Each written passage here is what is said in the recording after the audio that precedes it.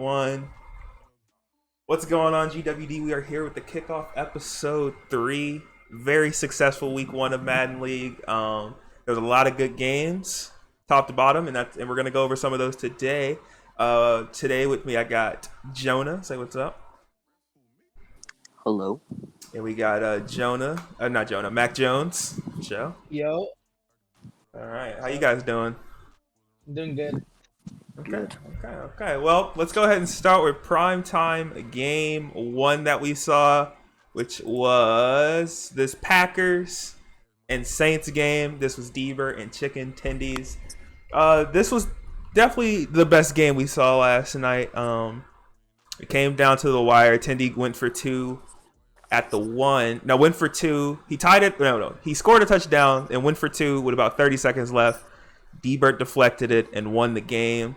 What did you guys think about this game? Y'all can start and I'll share my thoughts afterwards. I thought it was a good game, but I don't think going for two, especially in week one. I mean, there's room for improvement. I mean, we don't know what Tendy's gonna do for the rest of the season. I mean, from now to week 17, he can go 16-1 for all we know, and this one game doesn't matter at all. But there's also a scenario where he goes 7-8 or 7-9, sorry, and he just doesn't make playoffs. This is So true. I just gotta ask, why would you go for two, especially against the guy, respectfully, that's Deeber, and you can have a shot at getting the ball at in overtime. So I don't know. Also, McCaffrey not playing the entire second half because of the glitch is absolutely astonishing. And it's kind of funny, but you Yeah. know it does suck. Very unlucky. He Um, did trade Jordan Love to Deeber, and he Yeah. goes off with 304 yards and 2 touchdowns. Yeah. So I mean, I think the last 30 seconds where he goes for two is just a bad play call. Let's go real quick. For attendees in particular, I mean, I think this was an important game for him to win, considering Liner did lose that week 1 game. This would have been a good way to get one game ahead of him. Unfortunately, he didn't. But Liner did lose too, so there at least no one's behind each other. He has time to regain the lead or stay within Liner. Also, he desperately needs Chicken Tendies desperately needs receivers. I mean, he was force feeding Funches, but outside of that, he actually has no one.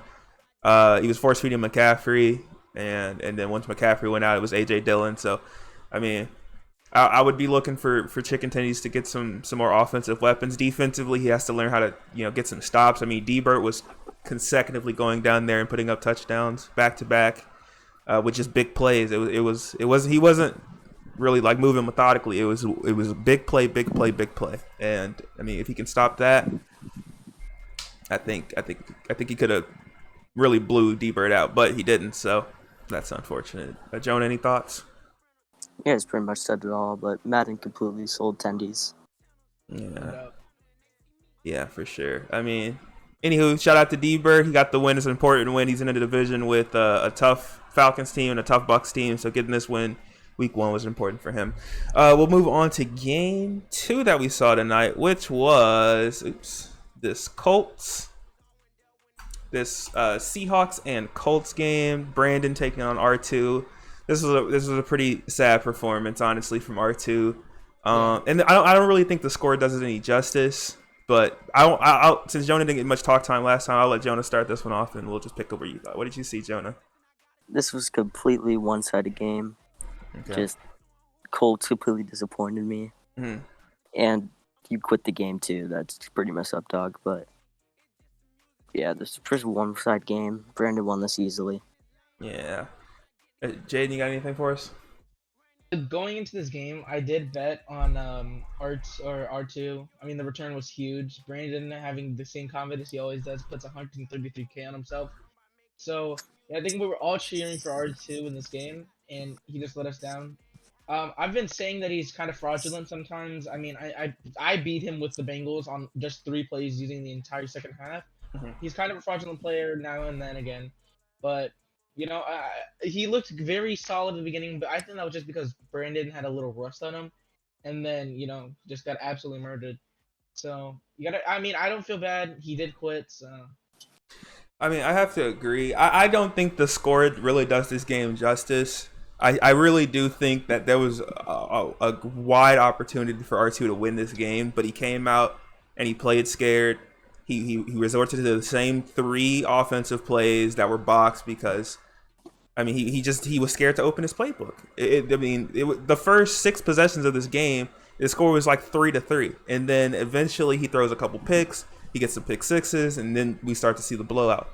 But R2 doesn't play scared. R2 opens his playbook, lets Stafford air it out, and then Brandon's going to score regardless. But if you can somehow get a few possession lead on Brandon early, anything's possible. Because once Brandon gets down, he starts playing kind of wild. You get some picks from him, you kill some clock, and then boom, you have a win.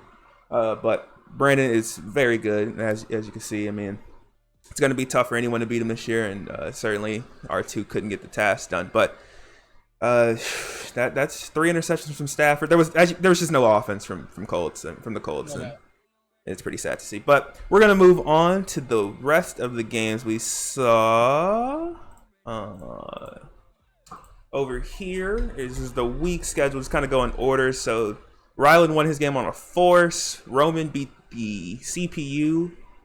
The Rams, which is not emergent. What's the guy's name? Excuse me. Ethan beat a CPU Washington team. We talked about the Seahawks game.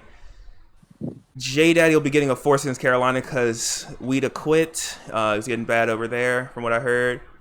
Liner losing to the Bengals. I think this is like a weird one because I don't know how do you give up 56 to a CPU team.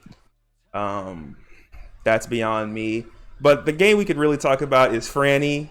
That's the first game. We have Franny taking on Sky, 68-34. I mean, I think it's encouraging for Franny that he put up 34 points, but he gave up 68. So like, y'all got anything to say about that? I mean, that's.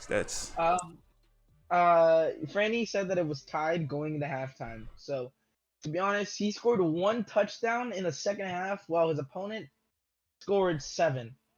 I mean, he said he was running the same 3 plays, but by the clip, I mean, you gotta allow the underneath ball instead of the long deep pass from Kyler Murray, and especially that if Kyler Murray's making that pass the entire game, I mean, come on.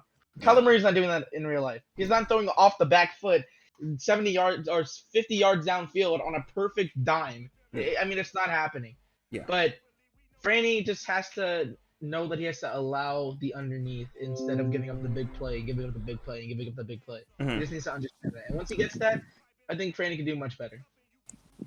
I do agree. I mean, we see we got the 49ers. They won 59-7, beat a CPU team, whatever. Smalls beat his CPU team with a narrow margin. Metzrock gets shut out. We'll move on to the next game, Emergent versus Subway. I think this would have been a fun game to see on prime time. Unfortunately, we couldn't see it because of technical issues. But Subway put up 69 on Emergent. That's scary. Yeah. I thought Emergent was like really, really good, and maybe he's just rusty today. But giving up 70 points, that's the most points anyone gave up this week. With the Browns, who have like the best defense in this game, like statistically. Yeah. I don't know. That's kind of sus if you ask me, right? But he did rush for nearly 300 yards with Chubb, so. I think this sends a lot of signals. I mean, I don't know how I've been saying he's kind of a fraud, but I think losing a week on game, I mean, it's excusable because new Madden, new game, first week of the game, first 2 weeks, you can get away with losing a game. Yeah. Especially to the Chiefs. But I mean, no Mahomes in the fourth quarter. Again, Mahomes out for 4 weeks now. Yeah. I mean, that's going to be something to deal with for Subway. But he still has options like I don't know if I think he traded Kelsey actually, but he still has options like Zeke and Tyreek and Hardman. I mean, I think he should be good. Chad Henne's not a bad backup at all. Pretty good if you ask me. But I believe he's also in the talks to get Jameis Winston for the next few weeks. Yeah, just keep Henne. What's his ass? But I think that's excusable. I expect Emergent to still make the playoffs. I expect Emergent to still, make the playoffs, go past the first round. So, it's sending signals, but, it happens. It happens. For sure. Jonah, anything that wasn't said? You got? Not really, but you have the best defense in the game, and you give up 70. It's just Subway is a good player. Don't get that wrong, but still 70 when you have the Browns defense is rough. Yeah. Yeah. We talked about D-Bird's game. BK did beat Austin 14-0 at the point of Austin's lag out, so that's something to watch out for. We didn't get to see Austin play a full game, but BK, we did think he was going to be solid, so he did get that win there. I think this would have been a good game to watch. We had Griff take on BK Bulls, and Griff, BK Bulls won by 3. I personally thought Griff would run away with this game. Just based off of what BK Bulls did last year with the Raiders, he wasn't great, and Griff was solid. But this was a surprise for me, and I like to see that it was a close game though, because close games, it means the competition level is somewhat close. So, I mean, what do you guys think about that? I think it's kind of a surprise, but I think while playing BK Bulls and watching BK Bulls, I could see he has a little bit of potential, and he's had good plays in the past where he just has to keep it up and keep it consistent. And I don't know what the stats are for this exact game, but if it's this close against Griff, which don't get me wrong, I've played Griff, not that good of a player, but again at the same time BK Bull is not that good of a player also. So I think the Pats in this game, the Pats offense may be on the same level as the Raiders, but I don't know. I feel like a game win by BK Bulls is good for him. There's not really much to say. These guys they're not top players for sure. So it just, I don't know. Okay, well, we'll move on to the last relevant game. We're just gonna skip over Mets losing by 52 to the TPU because, I don't know how that happened. 0-17 road begins. Yeah, that's rough. But Aiden Murphy loses to Trent. Trent said he has something to prove, and he did it. Because Lamar Jackson and the Ravens, that's not an easy team to beat with a okay Raiders team. Yeah, that's. Can I start this off? Yeah, go for it. So I've been told that he was bailed the whole game. Okay. Yeah, well, okay. Wait, who said that? Aiden or Trent? Aiden. Okay, well, that's the thing. If you're losing games, you're not gonna say your opponent did good. You're not gonna say that, oh wow, what a great game by my opponent. No, you're gonna say he's gonna get bailed. But I think Aiden's kind of a fraud player. Wow. I like the guy, great guy.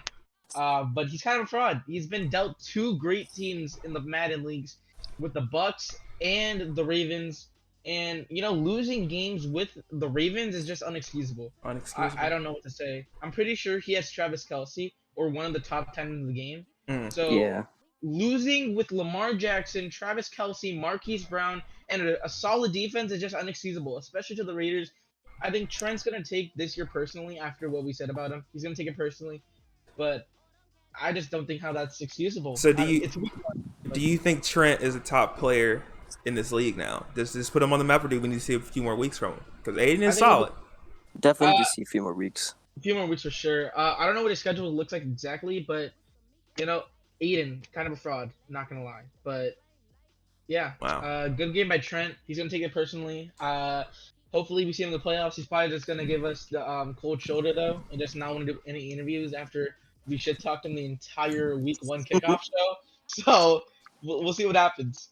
We will see what happens. Just before we go, we'll take a look at the top performers. Aaron Rodgers, 531 yards. Where's Aaron Rodgers plays where now? In 49ers. 49ers. Yeah, that's not unexpected. Most of these games came against CPU players. All 3 of those came against CPU players. Chubb did put up 300 yards against Subway, so Subway's running defense is sus. Franny said he wasn't force-feeding Derrick Henry, but Derrick Henry had 24 attempts and 173 yards. DK Dobbins. Oh God, he did that and only scored 34. Yikes. Yeah, that's something. DK Dobbins with the Steelers, right? No, Ravens. Right? Ravens. So Trent might have a iffy run D. Justin Jefferson was force-fed by Liner, Common. He still lost though. Jalen Gooten, I've never heard of him, but he's somewhere. DeAndre Hopkins from the Cardinals destroyed Franny. And then those guys with the sacks, I know Dante Fowler plays for the Falcons, was terrorizing Mets Rock all game. So for the Bengals. Yeah. It was a good week of games. We're gonna go ahead and get this up out of here. About 15 minutes, 15-minute show today, and yeah, I'm looking forward to week 2. Thank you guys. I'll see y'all next time on episode 4 of the Kickoff. Peace.